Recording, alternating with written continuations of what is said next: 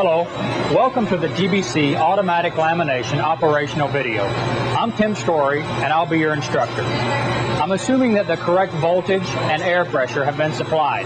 If not, please contact your local GBC office for installation information. Let's get started. First, let me introduce you to the entire system.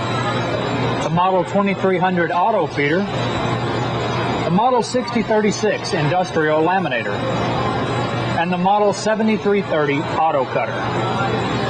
Now, let's take a closer look at each component of the system, starting with the 2300 Auto Feeder. Some of the many features of the 2300 include the ability to feed sheet sizes from 8.5 by 11 to 30 by 40. Accurate sheet feeding to within 1/32 of an inch. The ability to easily gap or overlap sheets. Computerized timing matches the feeder's speed to the laminator. The operator should become familiar with the controls, the loading procedure, air adjustments, and guide adjustments before operating the feeder. Let's begin with the control panel. The main power lever provides power to the control panel.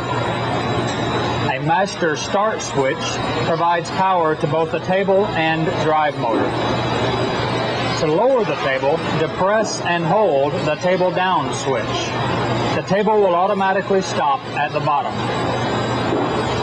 Depressing the table up start switch raises the feed table. The table will automatically stop when the product reaches the pile height switch. To stop the table on the way up, press the stop switch. The thumb wheel is used to adjust the amount of gap or overlap of your product. An encoder times the auto feeder to the laminator. Okay, now let's move on to loading the feed table. Depress the master start switch. Depress and hold the table down switch until the table reaches the bottom. Before loading the table, the sheets should be fanned and any bent sheets should be straightened. Load the sheets on the feed table. Try to position the sheets in the center of the table. Slide them forward against the front and corner guides. Adjust the guides to evenly contact the front edge of the sheets. Move the front and back edge guides out of the way and depress the up start switch.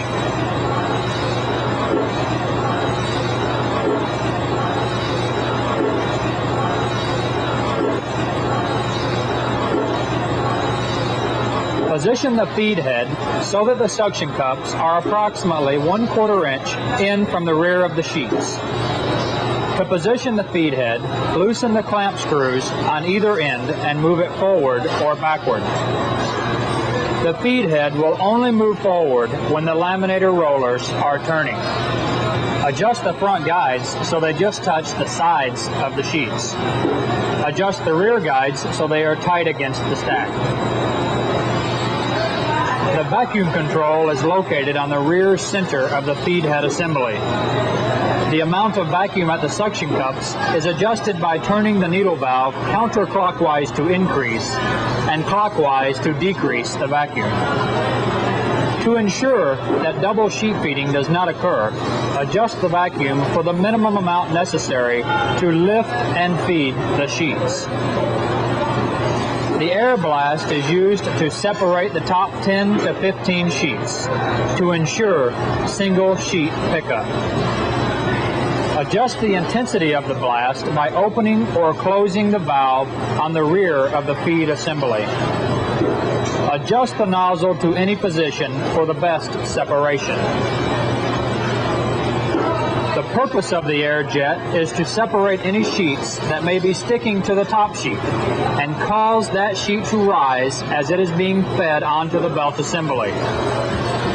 Follow the air jet hose to the valve and adjust accordingly. The position of the nozzle is extremely important. You must be eye level with the nozzle to properly adjust it. Loosen the mounting screw and adjust the direction of the airflow under the top sheet until you can see the front of that sheet rise. Since the auto feeder is electronically timed, sheet length and the amount of gap is dialed into the 4-digit thumb wheel switch. Each digit is equal to 1/60th of an inch. The formula is sheet length plus gap times 60. For example, a 24-inch sheet with a 3/4 inch desired gap would be 24 plus 0.75 times 60 equals 1485. The edge guide should be positioned so that the sheets miss the side guide by about 1/4 of an inch. And the side guide should be positioned parallel to the side rails of your belt assembly. The marble rack is designed to assist your sheets in tracking against the side guide as it enters the laminator. The pressure of the drive wheels can be adjusted to steer the sheets appropriately onto the belt assembly. The belts can be adjusted anywhere between the side rails. In order to adjust the belts, the laminator rollers must be turning and the feeder must be on. Then you simply loosen the belt guide adjustment and move the belt into the desired position.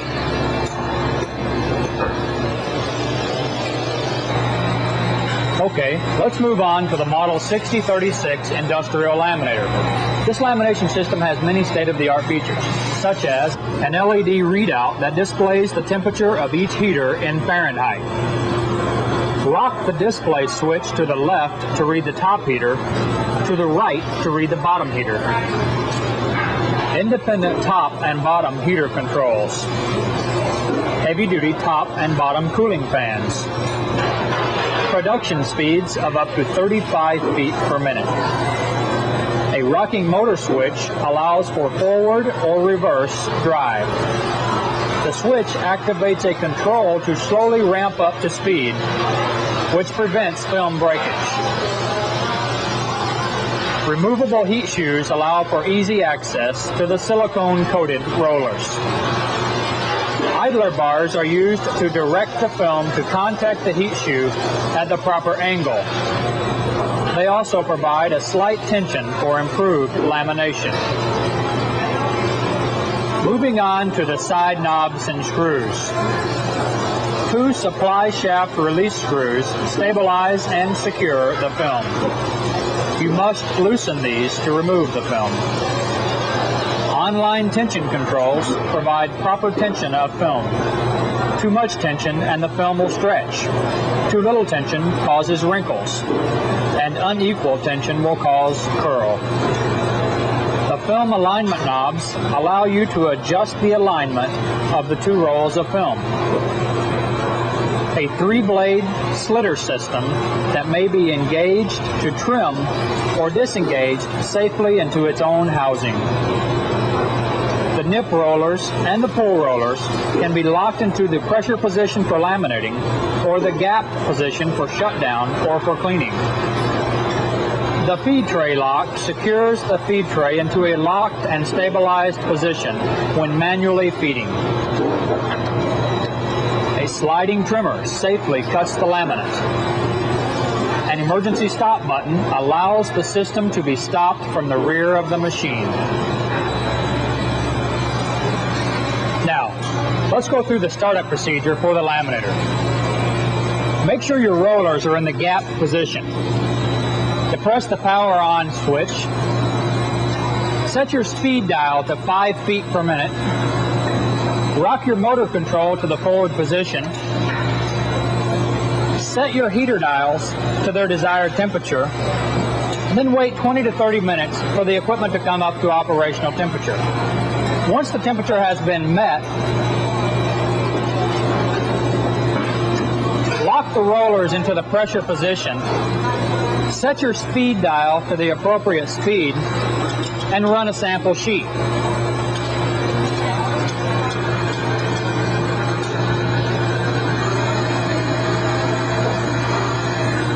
Turn off the motor and perform an X test on the material you just ran.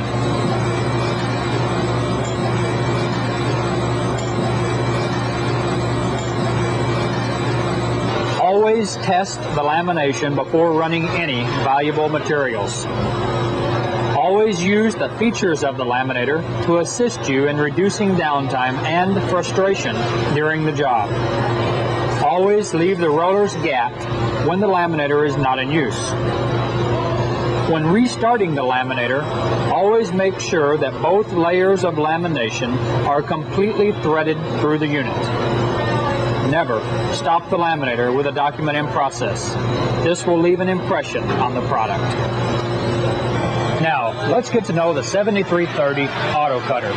This simple, yet very effective cutting device offers many features, such as accurate cutting to within 0.006 of an inch.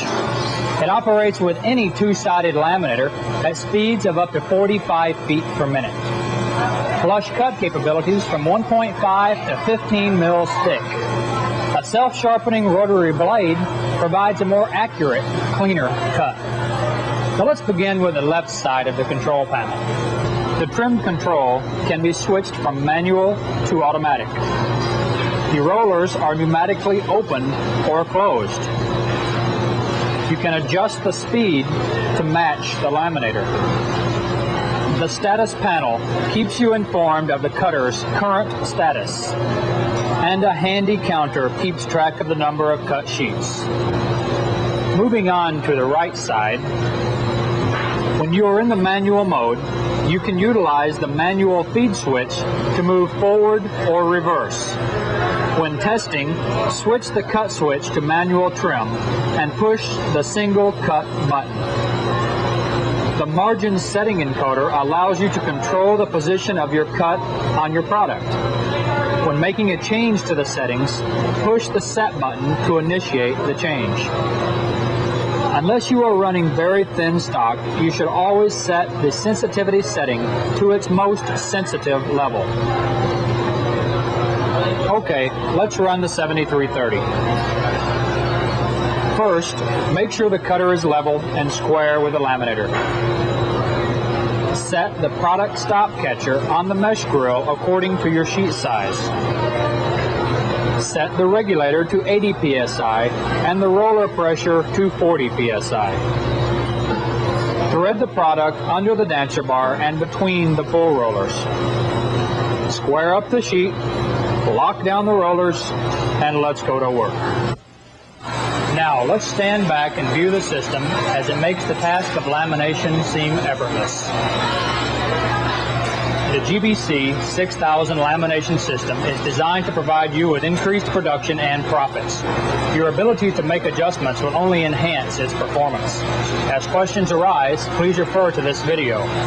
As always, call your local GBC representative if situations arise that are beyond the scope of this video or the operations manual. And thank you for choosing the GBC 6000 lamination system.